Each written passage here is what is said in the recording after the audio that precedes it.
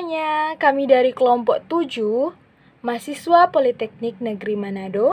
Jurusan Teknik Sipil kelas 4A, Teknik Konstruksi Jalan dan Jembatan. Saat ini kami akan membuat video untuk memenuhi tugas mata kuliah struktur kayu dengan pembahasan perencanaan struktur kayu oleh dosen pengajar Ibu Estrelita Wanei, Sarjana Teknik, Master Engineering Management. Sebelum kami akan menjelaskannya, kami akan memperkenalkan diri kami terlebih dahulu. Nama saya Arini Ronsulangi, NIM 190130027, kelas 4A TKJJ. Nama saya Abraham Dangingi, NIM 190130028. Saya nama Anjas Marti Mangole, NIM 190130029. Saya Claudio Merung, NIM 190130030. Merupakan suatu material struktural dan banyak disediakan oleh alam dan diminati di beberapa daerah yang ada di Indonesia.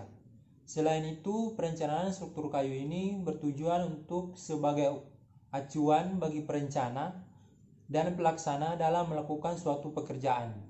Perencanaan dan pelaksanaan struktur kayu yang memenuhi ketentuan minimum dan mendapatkan hasil yang aman.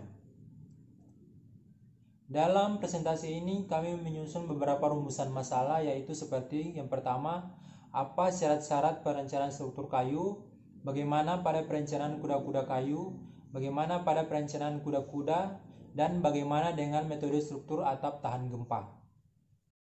Tujuan penulis mengetahui syarat-syarat perencanaan kuda-kuda kayu, perencanaan kuda-kuda, dan metode struktur atap tahan gempa. Syarat-syarat perencanaan struktur kayu.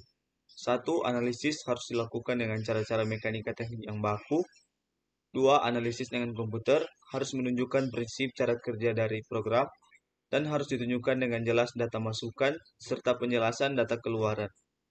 3. Percobaan model diperbolehkan bila diperlukan untuk menunjang analisis teoritis. 4.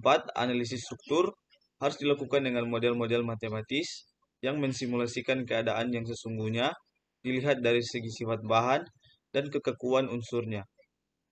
5. Bila cara perhitungan menyimpang dari tata cara ini, maka harus mengikuti persyaratan sebagai berikut. 1. Struktur yang dihasilkan dapat dibuktikan dengan perhitungan dan atau percobaan yang cukup aman. 2. Tanggung jawab atas penyimpangan dipikul oleh perencana dan pelaksana yang bersangkutan. 3. Perhitungan dan atau percobaan tersebut diajukan kepada panitia yang ditunjuk oleh pengawas lapangan yang terdiri dari ahli-ahli yang diberi wewenang menentukan segala keterangan dan cara-cara tersebut. Kuda-kuda kayu adalah konstruksi yang terdiri dari balok melintang yang menerima gaya tarik dan balok sebagai penopang atau tiang yang menerima gaya tekan guna menyangga dari gording dan kasau serta pelapis atap. Untuk perhitungan perencanaan kuda-kuda diperlukan data-data sebagai berikut. Pertama, panjang bentang. Kedua, jarak kuda-kuda. Ketiga, jarak gording. Keempat, jenis atap. Dan kelima, jenis kayu. Perencanaan kuda-kuda.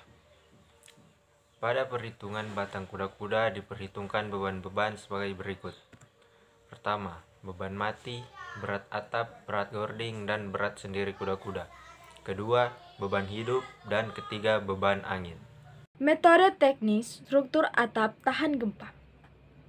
Dalam hal ini, yang perlu diperhatikan untuk membuat struktur atap yang tahan gempa adalah membuat seluruh elemen rumah menjadi satu kesatuan yang utuh yang tidak lepas atau runtuh akibat gempa.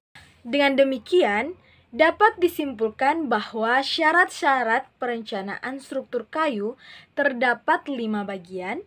Selain itu, kita dapat mengetahui bahwa perencanaan struktur pada kayu juga sangat penting. Demikian presentasi kami mengucapkan terima kasih dan semoga bermanfaat bagi kita semua.